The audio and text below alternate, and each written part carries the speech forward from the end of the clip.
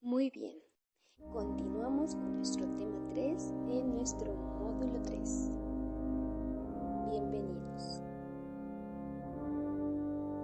El nombre de este subtema es Conductas discriminatorias normalizadas y las repercusiones en las personas con discapacidad visual. Comenzamos. De las acciones más importantes para la eliminación de la discriminación hacia las personas con discapacidad visual está el de construir las conductas y pensamientos que la sociedad ha construido alrededor de este sector de la población y que se vuelven sinónimos de inclusividad. A su vez, los estereotipos y prejuicios también se eliminarían, como por ejemplo, los más comunes, los siguientes.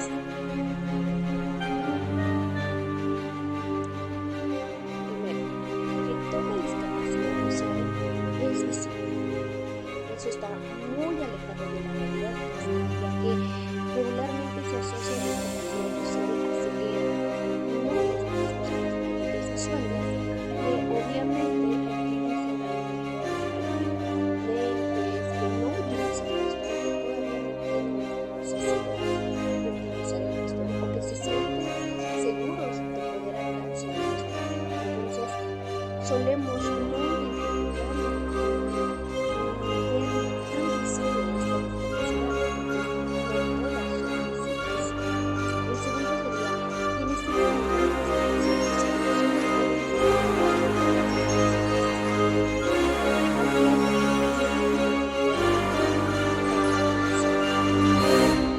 no existen escuelas de educación especial y que están total y completamente adecuadas para todas las necesidades de sus alumnos. Aquí la situación es que estos centros de educación especial para empezar, son pocos, como si la población con discapacidad fuera poca o fuera una minoría, y segunda, no llegan a niveles altos de estudios, por ejemplo, lo que es preparatoria, universidad, maestrías, posgrados, doctorados. No hay escuelas de educación especial que lleguen hasta ese grado de educación. Entonces, ¿por qué solo podrían ir a las personas con discapacidad visual a escuelas especiales?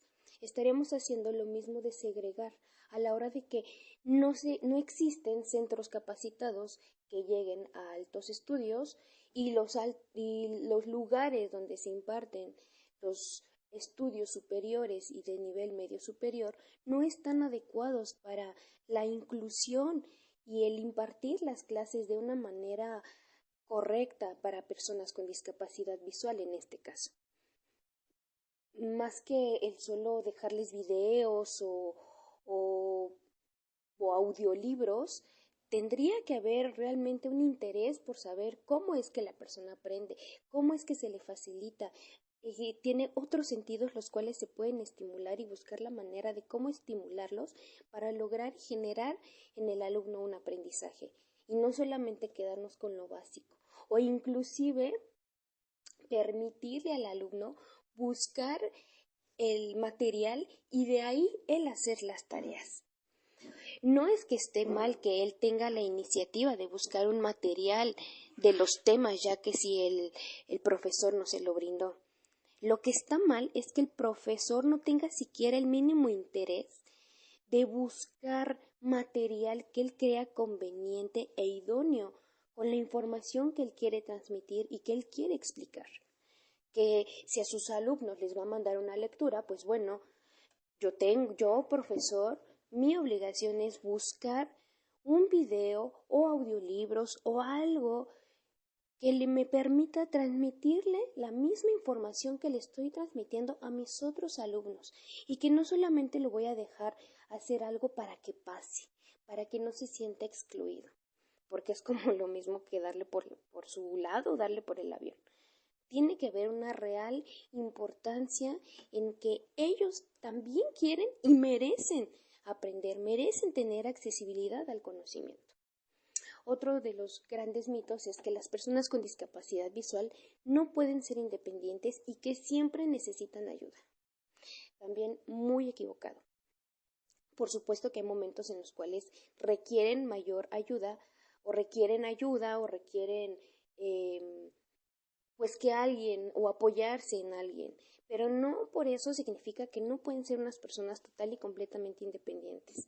Volvemos a lo mismo, el romper con estos estereotipos y prejuicios con respecto a inclusive la capacidad intelectual y cognitiva de las personas con una discapacidad visual nos va a permitir dejarles ser independientes y lo mismo, nosotros crear las condiciones óptimas para que ellos puedan ser independientes y se deje de estar pasando por encima de sus derechos. Otra serie de mitos que existen alrededor de las personas con discapacidad visual es, por ejemplo, que las personas con discapacidad visual no pueden trabajar o que tampoco pueden tener sexualidad o que tampoco pueden ejercer la maternidad o paternidad. También existe que no pueden amar a otra persona si no es una con su misma condición. Y si existe una pareja diferente, existe un asombro por parte de la sociedad enorme. De, ¿cómo lo hizo? ¿Cómo lo hace? Es increíble. Otro más sería una persona con discapacidad visual no puede leer. Y otra más es cuando un niño o niña tiene una discapacidad visual, es un angelito con una misión especial en la tierra. Estas son ideas que evidentemente pasan por encima de la integridad de las personas con discapacidad visual. Merman por completo su libre albedrío, su libre autonomía, su libertad. No hay manera en que uno siga pensando de esa manera y los quiera dejar ser libres. Hay que romper con estas ideas. Y ahorita vamos a pasar a un tema bastante controversial, podríamos decir, el tema de la sexualidad. Si a la sociedad en general es un tabú la sexualidad, en personas con discapacidad es algo que pareciese que no existe. Pero bueno, vamos al siguiente. El mito de la sexualidad en las personas con discapacidad visual. Quiero comenzar diciendo que las personas con discapacidad visual sí tienen sexualidad, sí son personas sexuadas, aunque cueste trabajo creerlo. Las personas con discapacidad visual, al igual que todas las demás personas habitantes de este planeta, tienen sueños, metas, fantasías, también son seres sexuados. En muchas ocasiones la sexualidad suele asociarse solamente a la zona genital o al coito, pero la sexualidad es muchísimo más que eso. Es todo un conjunto de fenómenos emocionales, de la conducta y de prácticas asociadas a la búsqueda de una emoción sexual que marcan de manera decisiva al ser humano en todas y cada una de las fases determinantes de su desarrollo. No es específica de la pubertad, no es específica de la adultez media o de la adultez. No, la sexualidad es un proceso constante y presente durante todo el ciclo vital. Evidentemente, cada etapa tiene diferentes características, pero jamás deja de existir una sexualidad. Cuando a las personas con discapacidad visual se les excluye de su propio goce, se les está discriminando. Ellos también tienen derecho, al igual que todos, a ser informados sobre los temas sexuales, a tener una educación sexual, a expresar su sexualidad, a formar una pareja. Tienen derecho a tener una vida sexual independiente y sobre todo tienen derechos sexuales y derechos reproductivos. Y nadie debería de sentirse con el derecho, la capacidad moral de decidir sobre esto. Solamente ellos. Existe una serie de mitos y tabúes alrededor de la sexualidad de una persona con diversidad funcional que provoca que no se hable del tema. Se toma la educación sexual como mala, como incitadora. Es tanto el miedo que se le tiene que prefiere silenciarse para las personas con discapacidad, violando muchas veces sus derechos sexuales y reproductivos. te voy a mencionar algunos de los mitos que están alrededor de las personas con discapacidad. Se dice que estas personas no tienen atractivo y que por lo tanto tampoco pueden producir placer. También se piensa que su sexualidad es especial o que, por ejemplo, como tienen una discapacidad, no necesitan educación sexoafectiva. También se dice que sus dificultades con respecto a su discapacidad les impide tener relaciones sexuales normales. Pero para empezar, ¿qué es normal? ¿Quién ha decidido qué es lo normal? Pero bueno, también existe la creencia de que pueden transmitir genéticamente la discapacidad, algo que se ha comprobado que no es así, que no funciona de esa manera. Otro más y de los más frecuentes es que son niños eternos, que es un niño en un cuerpo de adulto. No, yo no puedo de verdad con ese. Es una manera de hacerle mucho daño a las personas porque pasas por completo sobre su integridad, sobre su existencia. O sea, lo minimizas de una manera increíble y está tan normalizada esta situación que la sociedad no está capacitada para hacer una inclusión real y una inclusión efectiva para todas las personas con diversidad funcional.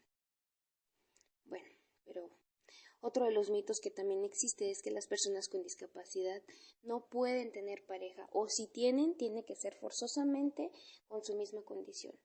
Y eso tampoco es nada cierto. Las relaciones sexoafectivas dependen de cada una de las personas involucradas en esa relación. Nadie tendría por qué decidir o estandarizar que sí, que no, con quién no, quién sí te va bien, con quién no te va bien. Ay, ¿con quién harías mejor pareja? ¿Con quién no? O sea, de verdad, eso es una decisión individual, una decisión que debe de ser algo consciente y responsable sobre todo. Debe de existir una responsabilidad también afectiva. Es algo que también se debe manejar con las personas con discapacidad visual. Porque tanto los ciegas de una cosa, tanto los pones en riesgo de que puedan encontrar la información transgiversada en algún otro lado, que puedan dar con la pornografía, que no puedan entender qué es lo que está sucediendo en esas situaciones, que pueda llegar otra persona y los malinforme y que inclusive los ponga en una situación de riesgo o en conductas de riesgo. Eso es algo de verdad bastante peligroso. El hecho de seguirnos negando a que ellos también tienen una sexualidad es pues un gran error, porque vuelvo a lo mismo, son personas, punto, son personas de carne y hueso y por ende son personas sexuadas. Sexualidad van a tener, desde que nacieron, desde que fueron concebidos hasta el día en que se mueran. También, por ejemplo, existen por el otro lado del extremo de no tienen sexualidad, tienen una sexualidad incontrolable y son perversos y son impulsivos y promiscuos y llenos de peligros. Y no, o sea, si en algún momento existe alguna persona con discapacidad con estas características, no tiene nada que ver con la discapacidad, tiene que ver con esa falta tan grande que existe en la cultura mexicana de educación sexual. Es una cultura demasiado sexualizada y que hipersexualiza a los más pequeños, desde edades, te estoy hablando 3, 2 años, inclusive desde 1 año, comienzan en la ropa, comienzan a sexualizar de una manera en que no es de nada sana. Entonces, por ende, va a dar como resultado estas características, pero no tiene nada que ver con que si la persona tiene o no una discapacidad.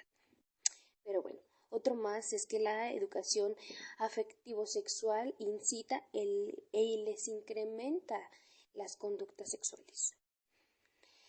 Por ejemplo, también existe que los hombres con discapacidad tienen mayor necesidad y deseo que las mujeres con discapacidad, quienes ellas son asexuadas. Y pues no, tampoco. O sea, la sexualidad no tiene nada que ver con con el género, ni con el sexo biológico, ni mucho menos. La sexualidad es vuelvo a repetir, es un proceso presente durante todo el ciclo vital y que se expresa de diferentes maneras en cada etapa. No es igual en todas las etapas, no es de la misma manera, no se siente, no se vive de la misma manera. Pero lo mismo aquí con personas con discapacidad, no tendría por qué haber estas diferencias de género, de sexo, con respecto a sentir o no placer, ¿no? Y por supuesto, pues la educación sexual no incrementa ni los incita, lo único que hace es informar y se necesita una educación sexual o educación afectivo-sexual integral, pero desde que los niños van en niveles básicos de educación y tiene que ser un trabajo en conjunto, tanto con la familia como con el, el Estado, en este caso, que tiene que hacer reformas en la educación, en los sistemas educativos, para que se implemente la importancia de estar dándoles a los jóvenes, a los niños, a los adultos, a todos en general, una educación sexual integral para evidentemente prevenir conductas de riesgo o situaciones que puedan agredir a otras personas, ¿no? También se tiene la idea que, por ejemplo, las personas con discapacidad no tienen esta capacidad para detectar un abuso para detectar un abuso sexual, que no pueden saber si fueron o no abusados. Y eso tampoco tiene nada que ver con su discapacidad, tiene que ver, pues obviamente, con esta falta de educación sexual, este no querer hablar del cuerpo, este miedo que se le tiene al cuerpo, al sexo, el hablarlo, el tocar temas sobre la corporalidad, es algo que en la cultura mexicana se le teme y no tendría por qué temerse. No tendría por qué temerse porque seguramente de esa manera ya se hubieran prevenido muchísimos embarazos no deseados, muchísimas enfermedades venéreas. Por supuesto que los crímenes sexuales en este caso se hubieran reducido, y no porque la culpa sea de las víctimas, sino porque existiría esta educación sexual que evidentemente puede prevenir que caigas en situaciones de riesgo. Hay situaciones que evidentemente se salen de las manos y es total y completamente, los actos sexuales o las agresiones sexuales son total y completamente responsabilidad del agresor, no de la persona que es violentada. Jamás va a ser su culpa, jamás. Eso tiene que quedar bien claro. Y una discapacidad tampoco tiene que ser un aliciente o algo que los ponga propensos a un abuso sexual. Al contrario, uno tiene que tomar mayores circunstancias, mayores formas de atacar esta problemática. Porque el hecho de que no se hable, pues vulnera o pone en una situación de vulnerabilidad. Y si a eso le sumamos que puede ser una persona o un niño al inicio que sea dependiente de alguien más por la situación de la discapacidad, pues eso te pone en una situación más vulnerable porque te pone en los brazos y en las manos de quien sea, ¿no? Desde alguien muy bueno hasta alguien que puede disfrazarse, un lobo disfrazado de oveja. Entonces, por eso la importancia de una educación sexual integral, que sea total y completamente integral para todos, para jóvenes, para los padres de familia, para los adultos mayores. Y bueno, para culminar esta parte de los mitos, otra parte es que la única forma correcta y placentera de obtener placer es mediante el coito. Y pues ese es un mito que no solamente prevalece en las personas con discapacidad visual, sino en todos, ¿no? En la sexualidad de mucha gente se entiende que el placer sexual está en el coito. Y es esta confusión que se tiene de relacionar sexualidad con sexo, con coito y con genitales, con eyaculación y con orgasmos y nada más. Y con clítoris, o sea, con solamente zonas genitales cuando no tiene nada que ver con eso. La sexualidad es erotismo, es autoplacer, es autocuidado, por supuesto.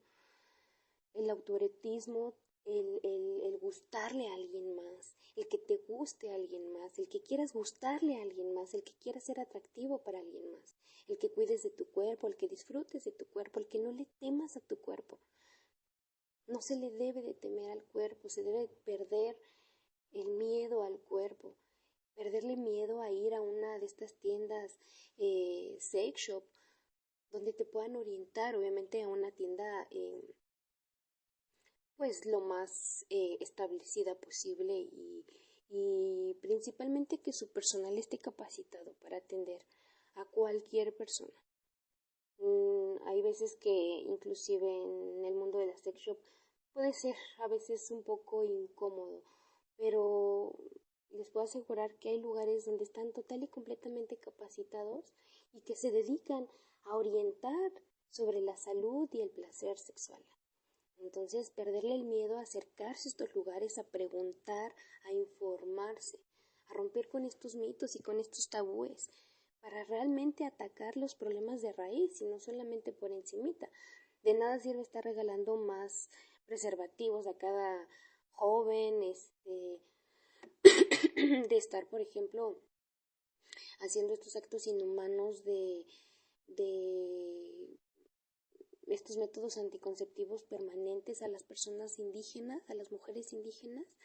Esos son actos inhumanos y eso también pasa en las personas con discapacidad visual. También pasa que en ellos, ¿cómo se dice?, los esterilizan. Y eso no está bien porque se piensa que ellos no tienen esta capacidad maternal ni reproductiva ni mucho menos. Entonces, al hacer eso estás violentando de una manera demasiado grave. Jamás ni siquiera le diste la oportunidad de decidir si quería o no, de qué quería o no hacer con su cuerpo. Y lo mismo pasa con las mujeres indígenas. Es muy fácil agarrar y señalar y decir, bueno, ¿por qué tiene tantos hijos si no está en una buena situación económica? Y es como, a ver, ¿por qué le exiges a ella y por qué no le exiges a tu sociedad, a ti mismo, informar si tú estás en una situación de privilegio en la cual conoces sobre el tema, en la cual si no estás capacitado, pero conoces y te puedes acercar a más gente para transmitir esta información? Pues ¿por qué no lo haces? ¿Por qué no en lugar de señalar, pues te acercas y eres parte de la solución? No ser parte del problema, no ser parte del arraigar el problema. Esta sociedad está muy acostumbrada a castigar. Ya basta de estar castigando. Lo que se necesita es poner manos a la obra y cambiar esta situación, cambiarlo de raíz. ¿Qué es la raíz? En este caso, pues esta falta de educación sexual, tanto para las personas con discapacidad visual, tanto para las personas con no discapacidad, o sea, para toda la población en general mexicana, hace falta muchísimo una educación sexual. Es importante tener muy presente que las personas con discapacidad visual tienen derecho a recibir una educación afectiva y sexual, tanto en la familia como en la formación de los centros de estudio, como en el trabajo colaborativo, donde se les enseña a defenderse de posibles abusos y a pedir ayuda cuando sea necesaria.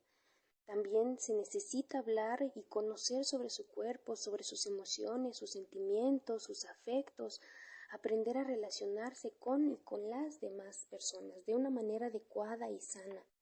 Tienen derecho a la integridad y propiedad de su cuerpo, de forma que nadie los y las instrumentalice. No son objetos, son personas. Hay que tener bien claro eso, son una persona. Y por último, tienen derecho a tener la vida sexual y afectiva que deseen, plena, saludable y satisfactoria. Esto es un aspecto fundamental para su bienestar y calidad de vida. Mientras exista una información, puede haber un disfrute total y sano y satisfactorio de la sexualidad. Y no van a ocurrir situaciones de riesgo. Y si la persona tiene fetiches, y si la persona tiene fantasías, y si la persona quiere experimentar, no está mal. Eso no lo hace un enfermo, no lo hace un pervertido o una pervertida o una desesperada o un desesperado, un urgido, para nada. Tenemos que arrancarnos esas situaciones de la cabeza, es algo normal.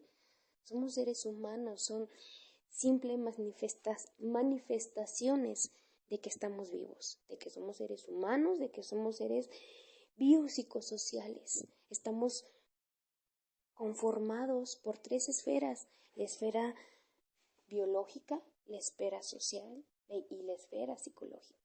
Y los 3 se hace uno, y eso somos cada persona, y cada persona es única, y cada persona tiene el derecho que se le respete, y tiene la obligación de respetar a todos. Mientras las situaciones que uno realice, que uno le guste hacer, no dañen ni perjudiquen absolutamente a nadie, y eso te incluye a ti mismo.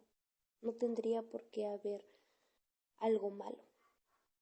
Y si en algún momento existe una situación o una conducta no tan favorecedora o tan agradable o tan buena, pues bueno, todo se puede arreglar, se puede mejorar, todo se puede aprender.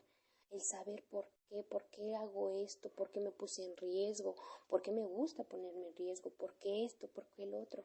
Acudir a ayuda a especialistas, a sexólogos, a psicólogos, a personas especializadas que puedan ayudar y orientar de una manera objetiva cuando estemos frente a este tipo de casos y no se sepa, con las herramientas que uno tiene, no se sepa qué hacer, no se sepa cómo abordar el tema, tanto siendo una persona con discapacidad, como no siendo una persona con discapacidad, como siendo el padre de esa persona con discapacidad, siendo el hermano, siendo la novia, el novio, el amigo, la amiga, el conocido, la vecina, el abuelo, el tío.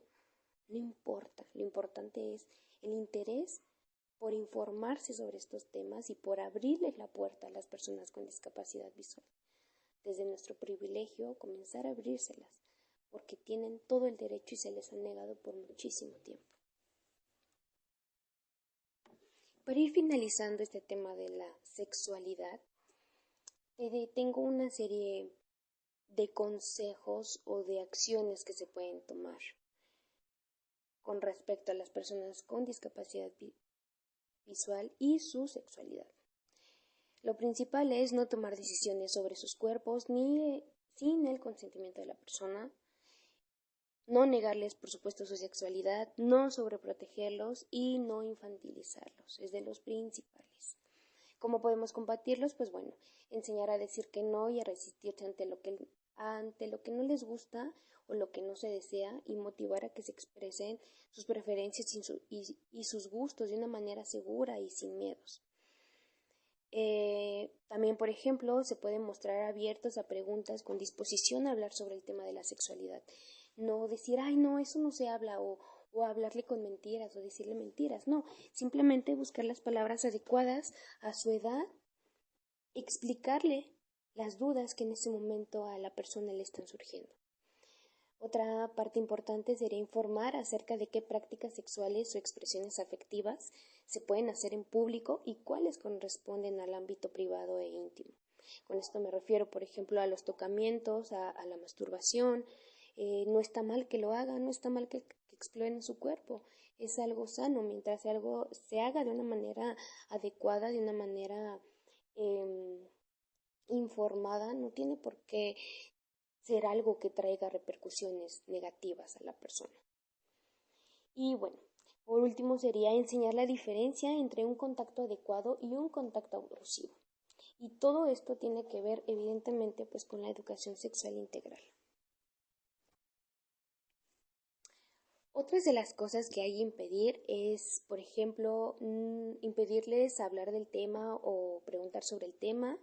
También el proporcionarles información engañosa o no adecuada a su nivel de comprensión. O, por ejemplo, el reprimir, censurar o prejuzgar las manifestaciones sexuales que puedan llegar a tener los infantes, ¿no? Sobre todo, que es en donde existe esto, o bueno, ya un poco más adolescentes.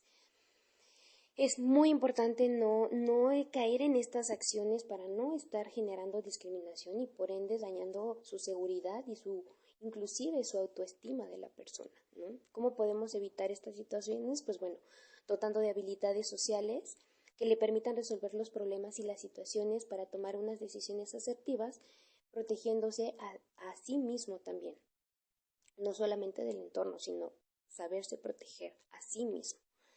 no caer en estas conductas de riesgo, ¿no? Lo que hablamos. También el trabajar con la persona desde las posibilidades y no únicamente desde la prevención de riesgos.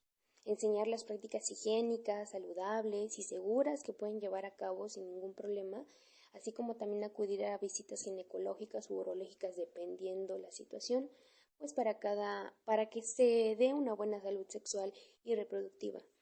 Hay que recordar que estos aspectos son bien importantes porque la sexualidad no solamente es erotismo, no solo es placer, no solo es el coito, la reproducción, no solo son estas zonas erógenas, por supuesto que no. La sexualidad es un compendio de muchísimas cosas y entre esas cosas entra el autocuidado. Y en el autocuidado, pues evidentemente entran las prácticas higiénicas y estas visitas a los médicos. Estas prácticas higiénicas nos referimos a masturbación, a experimentar con juguetes, con su cuerpo, con temperaturas, con sensaciones. El órgano sexual más grande del ser humano es la piel, ¿no? ¿Por qué siempre centrarnos en los genitales? ¿Por qué seguir con esta idea de que el amor entra por los ojos? Pues no, claro que no, tenemos otros sentidos y si somos unas personas que tenemos una discapacidad visual, pues bueno, tenemos otros sentidos que podemos utilizar en esta sexualidad y que no necesariamente se tienen que enfocar en la genitalidad, ¿no? Y pues por supuesto la parte médica es bastante importante, es una parte importante del autocuidado, del cómo cuido mi cuerpo, mi corporalidad, cómo lo protejo, más que de un simple embarazo, de una simple, pues sí, de un simple embarazo, ¿no? Algo que podríamos solucionar porque pues bueno, estamos en un país donde afortunadamente en algunos estados ya es legal el decidir sobre su cuerpo, ¿no? De las personas gestantes. Aquí es importante porque la salud ginecológica y urológica no solamente tiene que ver con deficiencias sexuales, o sea, por ejemplo, en el hombre que no puede alcanzar que sea impotente, ¿no? O sea, puede haber cosas atrás que el por qué está sucediendo la impotencia, por qué está sucediendo una eyaculación precoz, pueden estar sucediendo inclusive cosas psicológicas que estén afectando esta situación y que no permitan que la respuesta sexual se dé de una manera idónea, ¿no? En la mujer pues puede pasar absolutamente lo mismo, puede suceder algo tanto biológico como psicológico que esté afectando el desarrollo y el placer sexual de la persona, ¿no? Y son temas que se deben de tocar y son temas que se deben de hablar sin pena, sin miedo. El cuerpo es algo maravilloso, es algo a lo que uno no debería de tenerle miedo. Se ha cosificado por mucho tiempo la corporalidad y nos ha hecho mucho daño como sociedad. Entonces hay que comenzar a deconstruir estas ideas, estos tabúes, estos miedos al hablar, al tocar el tema, al expresarlo, al expresar qué siento, al expresar qué quiero, cómo me gusta, si tienes deseos, si tienes todo, no pasa nada, ¿no? Todos somos libres de poder ejercer mientras no dañemos a terceros, podemos ejercer las fantasías y fetiches que se nos pegue la gana, mientras todo sea con consentimiento y con prácticas de higiene, mira, están del otro lado. Nadie tiene por qué llamarlos enfermos o precoces o pervertidos o no, nada que ver, nada que ver. El hecho de que rompamos con estas ideas va a ser que podamos vivir una salud sexual sana y que podamos real disfrutarla, que no solo estemos enfocados en el quiero alcanzar el orgasmo, no, enfocarnos en todo lo que podemos hacer con esta corporalidad. Y bueno, pues ya por último sería favorecer pues los espacios, tiempos y las formas para que puedan expresarse, encontrarse, interactuar y disponer de la intimidad. Seguimos en lo mismo, no reprimirles a las personas con discapacidad visual el vivir este ámbito de su vida. Todos tenemos derecho a vivirlo, a expresarlo, a gozarlo y por supuesto a tener información y a que esa información sea accesible para que yo sepa cómo cuidarme, para que yo sepa cómo actuar, ¿no? Pues bueno, esta parte estuvo bastante intensa, la parte de la sexualidad. Seguimos con la demás, chicos. Los investigadores hablan de cómo la discapacidad por mucho tiempo ha sido tomada como tragedia personal o de desviación social, ya que la discapacidad ha sido tradicionalmente considerada como un problema que afecta a individuos, un problema derivado de las condiciones de salud individuales y de deficiencias de algunos sujetos cuyos cuerpos se apartan de los cánones de la normalidad. Rosato et al. 2009. Se ha visto durante años a las personas con discapacidad solo como enfermas. No se ve más allá de esa condición. A este sector de la sociedad se les presiona para que hagan todo lo posible para recuperar la salud en orden a funcionar lo más normalmente posible y acomodarse subjetivamente a condiciones de discapacitado. Rosato et al. 2009. En la sociedad se toma como normal a la persona física y psíquicamente sana, es decir, se vincula con lo bueno, a lo permitido y aceptado, dando así pie a la creación de ideas estereotipadas, prejuicios y estándares que violentan los derechos e integridad de las personas con discapacidad visual o de cualquier otro tipo de diversidad funcional. Al ser ideas creadas socialmente, es muy fácil el seguir perpetuando acciones y pensares discriminatorios disfrazados de intereses de querer ayudar. Y no hacemos referencia a esta discriminación positiva, sino acciones que son realizadas bajo la idea de que las personas con discapacidad son inútiles para la sociedad. La sociedad al crear una idea estandarizada de lo que es un ser humano normal, excluye sin darse cuenta a toda la diversidad humana que existe. Es esta idea de normalidad lo que ha generado la creencia de que una persona de diversidad funcional no es funcional ni de aporte para la sociedad, que debe ser hechos a un lado o escondidos inclusive como un castigo divino. También puede existir una angelización de esta condición que pareciese una idea inofensiva, pero que lo único que hace es seguir atentando contra los derechos y la integridad de las personas con diversidad funcional. Se ha estado en busca de la transición de un modelo rehabilitatorio que representaba el modelo médico al paradigma de los derechos humanos y sociales, pasar de la segregación a integración, al principio de la inclusión. Así lo menciona Córdoba 2008 en su artículo Discapacidad y exclusión social, propuesta teórica de vinculación paradigmática.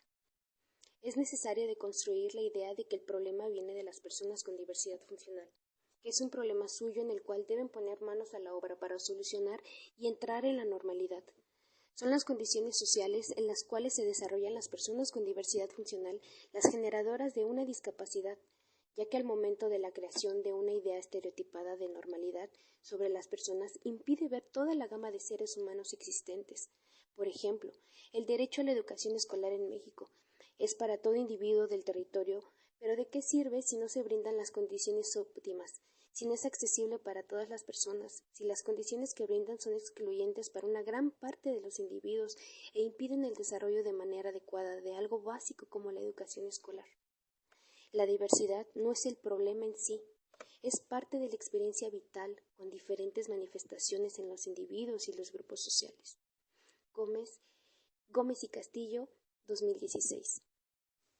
Entendiéndose entonces que la discapacidad ha sido la barrera resultante de la interacción social de las personas con diversidad funcional, sesgada por una serie de ideas estereotipadas relacionadas con un valor inferior, así como una gran falta de empatía, generando exclusión y dando pie a la discriminación.